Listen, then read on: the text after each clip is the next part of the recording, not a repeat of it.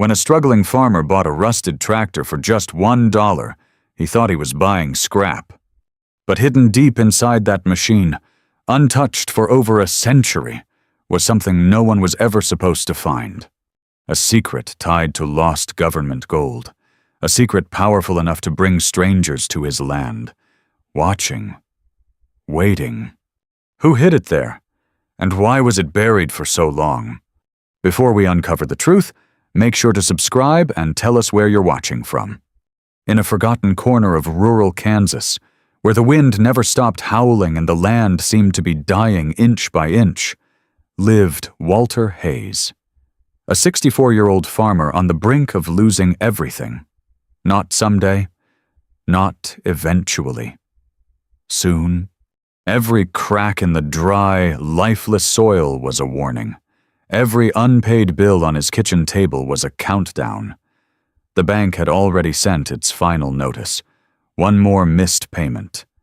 And the farm that had been in his family for generations would be gone.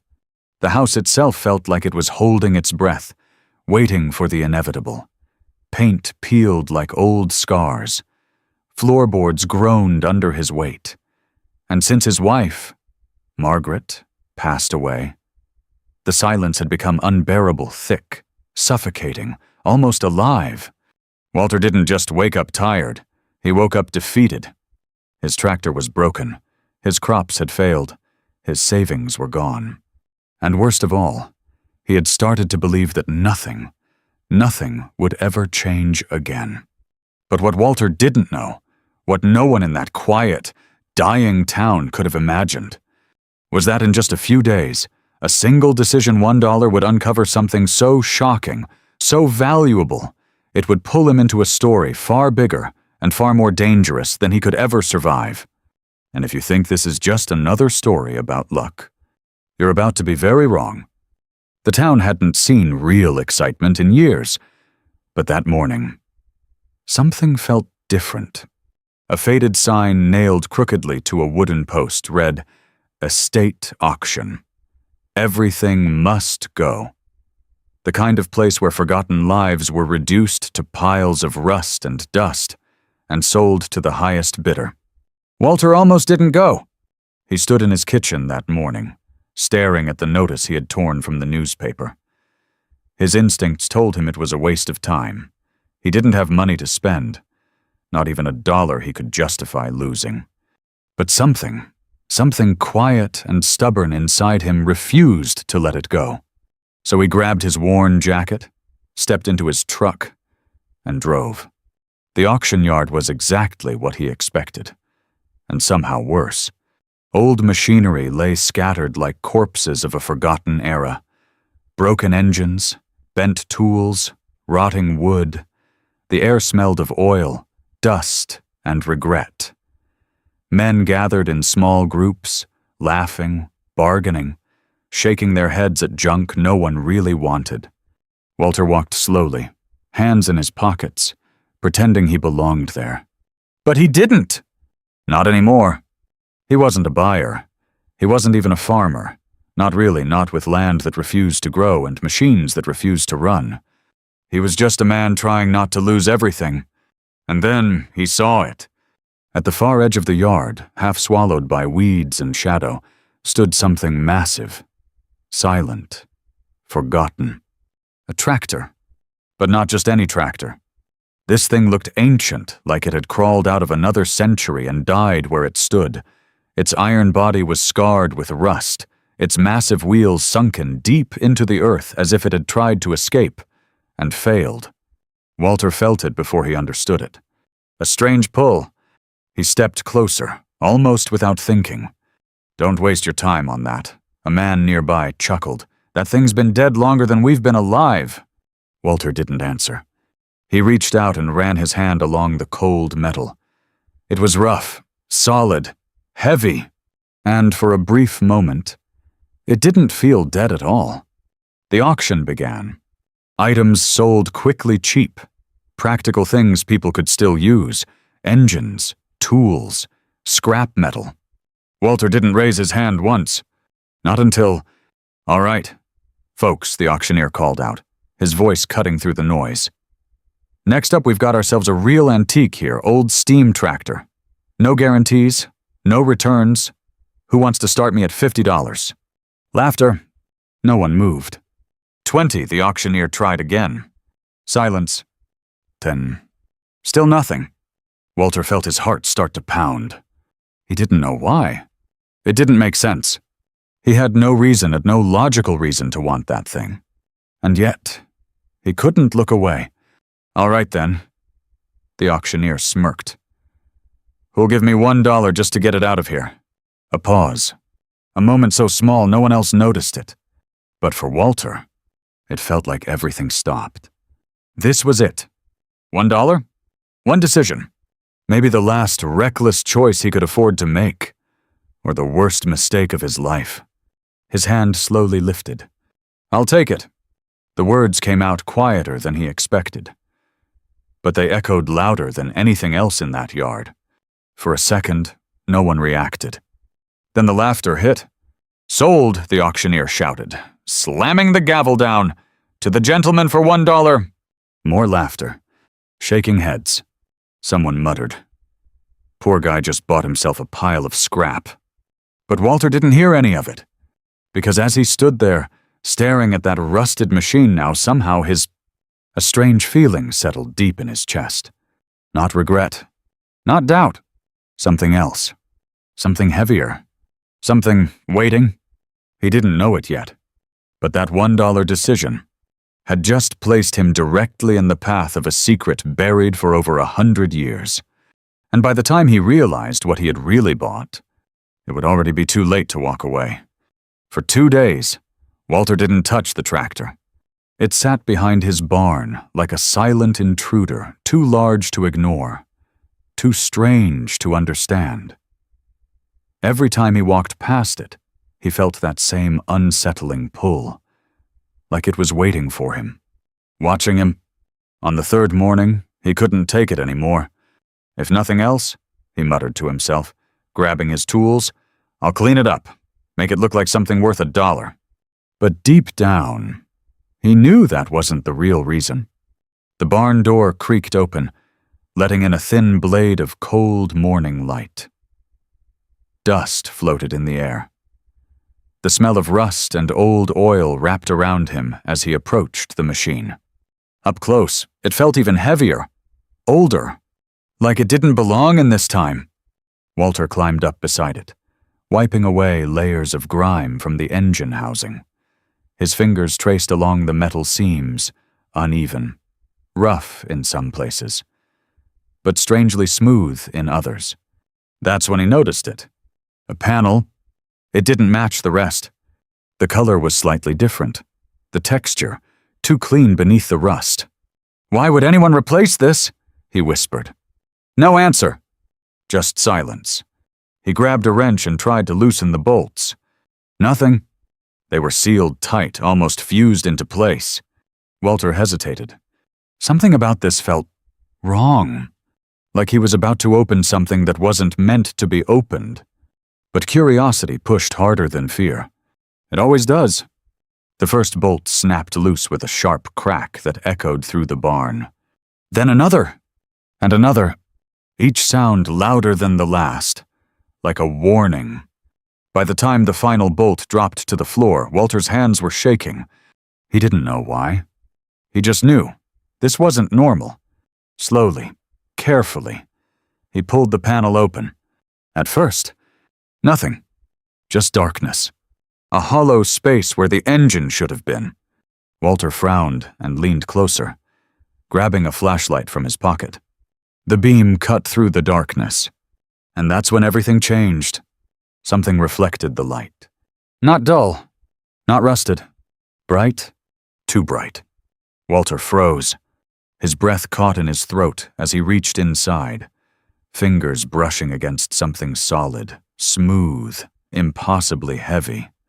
He pulled it out slowly, and the moment it hit the light, his entire world stopped. Gold, not painted, not plated. Solid gold, a perfectly formed bar, cold and dense in his hands, its surface stamped with markings he didn't recognize, but instantly understood. This wasn't decoration. This wasn't scrap. This was real. No, that's not possible, he whispered, stepping back.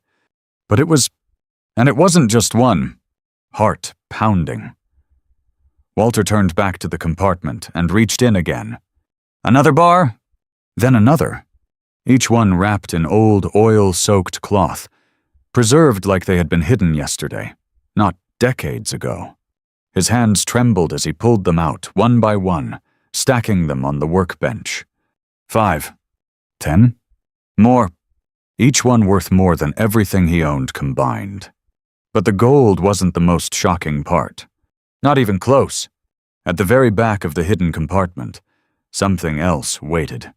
A bundle. Wrapped tighter, protected more carefully. Walter hesitated before touching it. Something deep in his chest told him, this is the real secret. He slowly unwrapped the cloth. Inside were documents. Old, yellowed, fragile, but still intact. He unfolded the first page. Typed text. Official seals. Signatures. Dates. 1919. Walter's eyes scanned the lines, confusion turning into disbelief. Then something darker.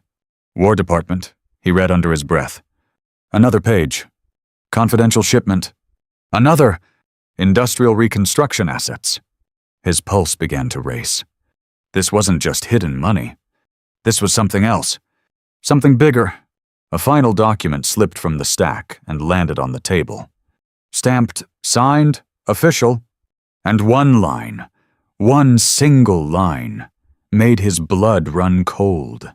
Shipment rerouted, record sealed, do not disclose. Walter slowly looked back at the open compartment. At the gold, at the documents, at the machine that had been sitting in silence for over 100 years. This wasn't lost. This wasn't forgotten. This had been hidden. Deliberately, carefully, by someone who never intended for it to be found. A cold chill ran down his spine, because in that moment, Walter realized something far more terrifying than the value of the gold. If someone had gone through this much trouble to hide it, then someone else might still be looking for it. The barn suddenly felt too quiet, too still. And for the first time since he bought that tractor, Walter wasn't thinking about how much it was worth. He was thinking about one question he couldn't shake. What did I just get myself into? Walter didn't sleep that night. Not even for a minute. He sat at the kitchen table, the gold bars hidden beneath the floorboards, the documents locked inside an old metal box beside him. The lamp above flickered faintly, casting long shadows across the walls that seemed to move when he wasn't looking directly at them. Everything had changed. Just 24 hours ago, he was a man worried about bills, drought, and survival. Now, he was sitting on a secret that didn't belong to him. A secret that shouldn't exist. He picked up one of the documents again, reading the same lines over and over. War Department, confidential, sealed. The words didn't just describe history. They warned of something buried, something unfinished. This isn't just gold, Walter whispered. And that's when it hit him. Hard. If this had been a simple mistake, it would have been recorded. If it had been legal, it wouldn't have been hidden. If it had been forgotten, it wouldn't have been sealed this carefully. No, this was something else. Something dangerous. Walter leaned back in his chair, heart pounding as a thought forced its way into his mind. What if someone already knows? The idea refused to leave. It sat there, growing, spreading. By morning, the farm didn't feel like home anymore. It felt exposed. Every sound was louder, every movement suspicious. Even the wind brushing against the dry field sounded like footsteps. Walter stepped outside, scanning the horizon. Nothing. Just empty land stretching for miles. But for the first time in years, that emptiness didn't bring peace. It brought fear. Then he saw it. Tire tracks. Fresh. Cutting across the dirt road near his mailbox. Walter froze. He hadn't had visitors in weeks. No deliveries. No neighbors. No one. Slowly, he walked closer. The tracks didn't stop at the road. They turned slightly, as if whoever was driving had slowed down, watching. A cold wave ran through his body. They were here, he whispered. That was the moment everything shifted. Completely. Walter was no longer just a man who found something valuable. He was a man who had been noticed. That afternoon, he tried to act normal, tried to fix a fence, tried to busy his hands, but his eyes kept drifting back to the barn, to the tractor, to the place where everything had started. And then, something else. A sound. Faint.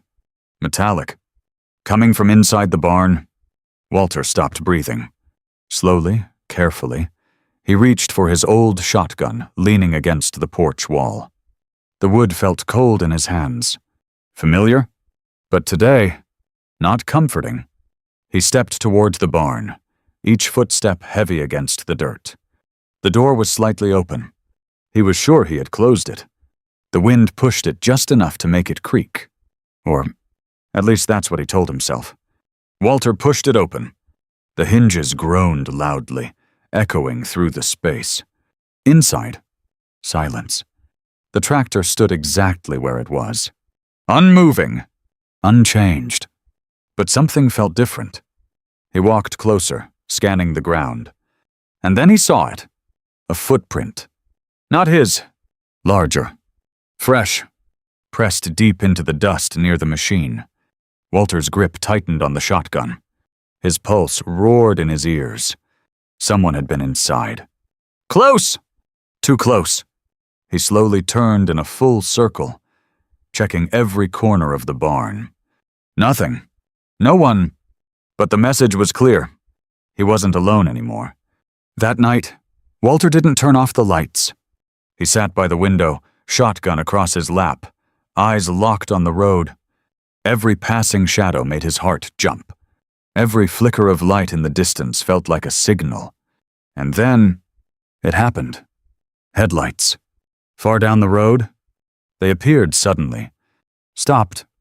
Didn't move. Walter leaned forward, barely breathing. The light stayed there, watching, waiting. 1 minute, 2 minutes, 3. Then slowly, they disappeared. Gone. Like nothing had ever been there. Walter leaned back, his chest tight, his mind racing. This wasn't coincidence anymore. This was something else. Something organized. Something patient. He looked toward the barn. Toward the tractor, hidden in the dark.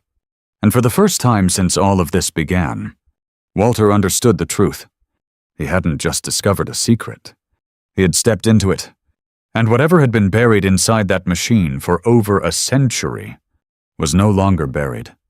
By the next morning, Walter knew one thing for certain. He couldn't ignore this anymore. Fear had kept him still the night before. But now, something stronger had taken its place. The need to understand. He sat at the kitchen table again, the documents spread out in front of him, his fingers tracing every word, every stamp, every signature like they might reveal something new if he just looked hard enough. 1919. War Department. Shipment rerouted. It didn't add up. A tractor hiding government gold. That wasn't an accident. That was a plan. Walter grabbed his keys. If the answers existed, they weren't in his barn. They were in the past. The town library hadn't changed in decades. Dusty shelves, faded newspapers, the smell of old paper and forgotten stories. Perfect. Walter nodded to the librarian, an elderly man named Mr. Collins, who barely looked up as he entered. "Morning," Walter said. "Morning," Collins replied softly. Walter didn't waste time. "I'm looking for records. Early 1900s, around 1918, 1919. Anything about machinery, shipments, or a company named..." He hesitated. Then said it. Harrison Industrial Works. The name he had seen stamped faintly on one of the documents. That got Collins' attention. The old man looked up slowly, eyes narrowing. "Haven't heard that name in a long time." Minutes later, Walter found himself in a back room. Metal drawers, stacks of archived newspapers, history untouched. For hours, he searched. Page after page, headline after headline. War endings, soldier returns, economic rebuilding. Nothing. Until he found it. A small article buried deep in a 1920 industrial journal. Barely noticeable. Easy to miss. But not to Walter. He leaned closer, reading every word. Harrison Industrial Works, a major contractor during the Great War, has recently come under quiet investigation regarding discrepancies in overseas asset transfers. Walter's heart began to pound. He kept reading. Officials declined to comment on missing materials reportedly intended for European reconstruction efforts. The case has since been closed without formal charges. Closed. No explanation. No recovery. Walter sat back slowly, his mind racing. Missing materials. Government shipments. The same year on his documents. "This wasn't random," he whispered. It clicked. All of it. The gold. The tractor. The hidden compartment. Harrison Industrial Works had been trusted to transport valuable assets after the war. Gold. Resources. Funding to rebuild nations. And somewhere along the way, some of it disappeared. Not stolen in the open. Not reported. Hidden! Walter flipped through more records. Faster now. Desperate. Another article? Months later. A warehouse fire destroys key records tied to Harrison Industrial Works. Investigation permanently closed. Fire! Destroyed evidence. Case closed. Walter's stomach tightened. This wasn't just theft. This was a cover-up. A clean one. Silent. Permanent. And somehow, one piece of it had survived. Inside a rusted tractor.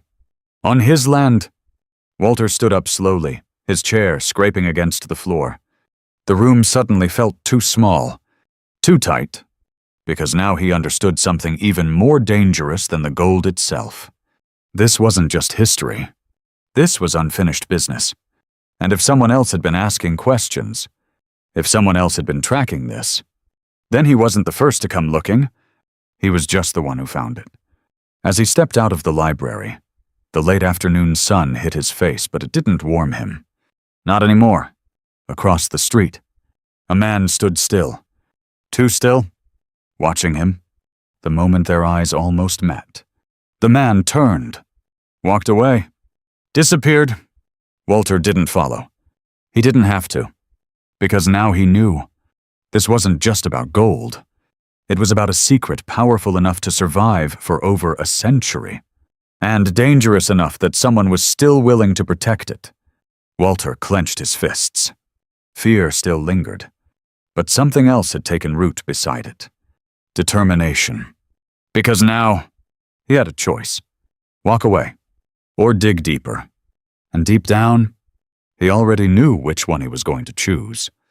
Walter Hayes was no longer the same man who had raised his hand at that auction. That man had been tired. Broken. Ready to lose everything. This man was awake. The fear was still there. It never left, but it had changed. Before, fear had paralyzed him.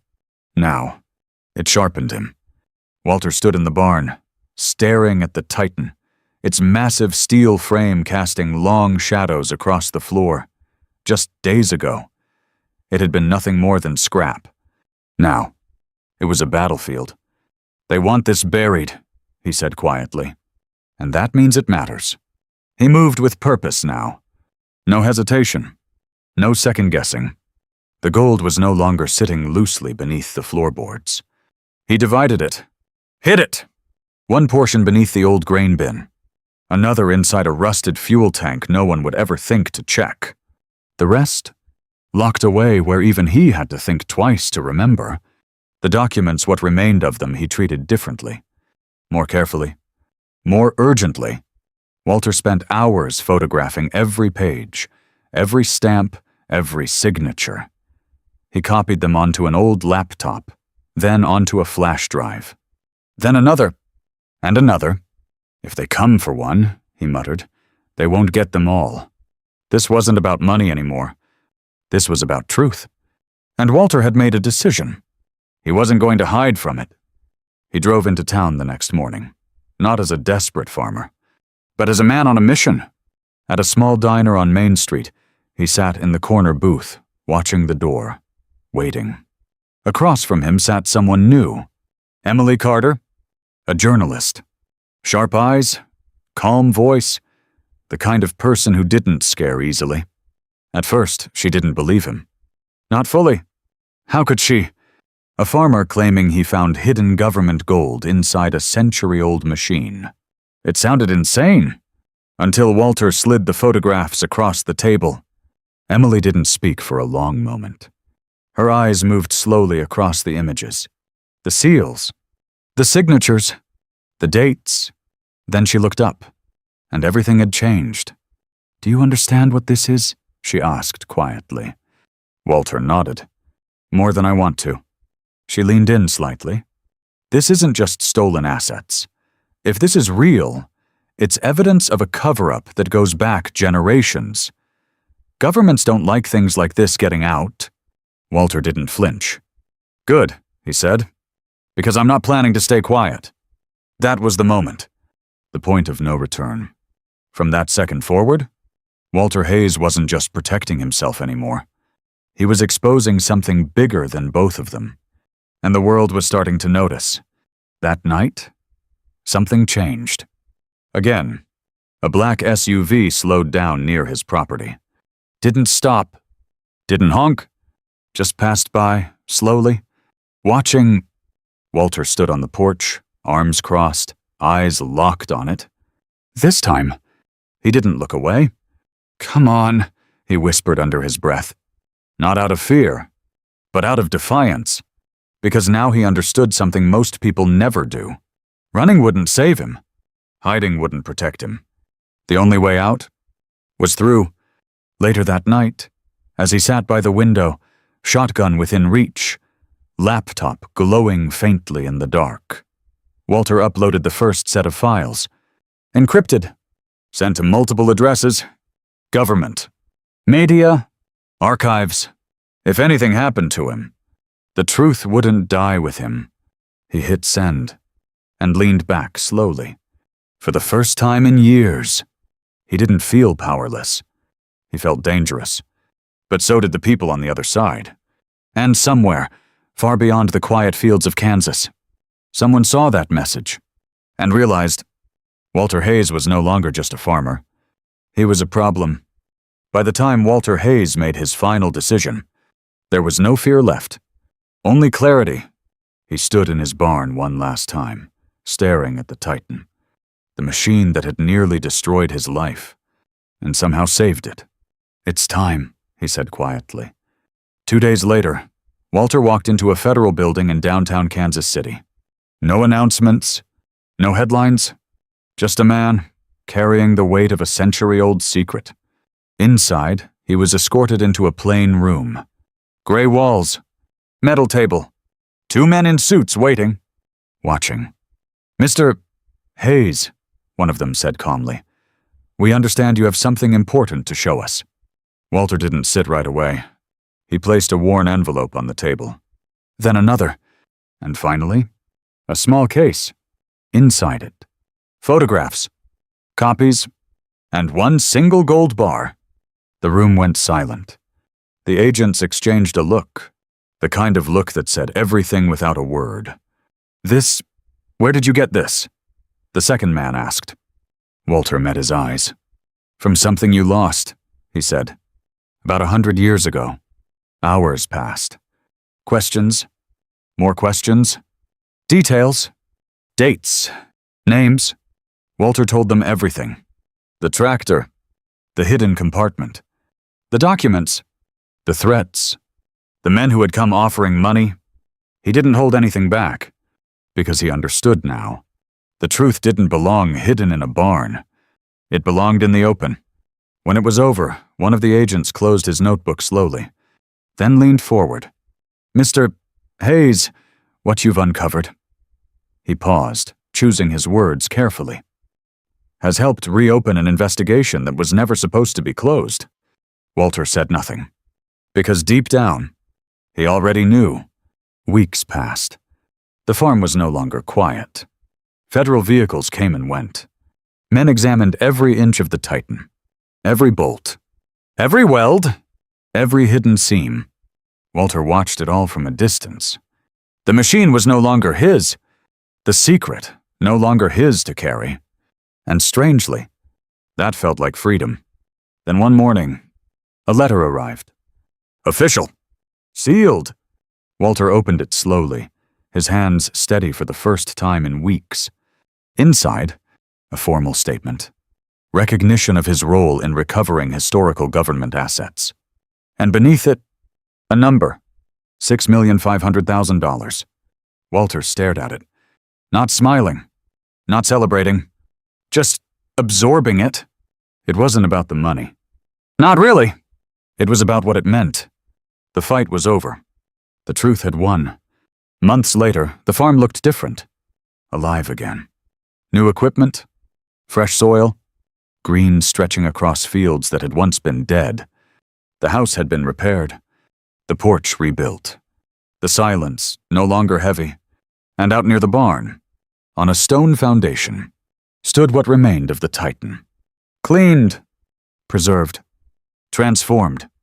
A plaque beneath it read, Titan 1918, a secret buried in silence, brought back to light. Children came to see it sometimes. Neighbors too. They'd stand there, staring at the machine, asking the same question. Is it true? Walter would just smile slightly, look out across his land, and say, every word. That evening, as the sun dipped low over the horizon, Walter sat on his porch once more. Just like he used to. But this time, everything was different. The wind felt softer. The land felt alive. And for the first time in years, Walter Hayes wasn't waiting for things to fall apart. He was finally living again. Because sometimes, the greatest discoveries aren't the ones that make you rich. They're the ones that give you your life back. Walter Hayes thought he had bought a piece of junk, a rusted, forgotten machine that no one else wanted. But what he really uncovered was something far more valuable than gold. Because the truth is, value doesn't always reveal itself on the surface. Sometimes the most important things in life are hidden beneath layers of doubt, failure, and time, waiting for someone willing to look deeper. Walter could have walked away, ignored the signs, sold the scrap, stayed safe. But he didn't.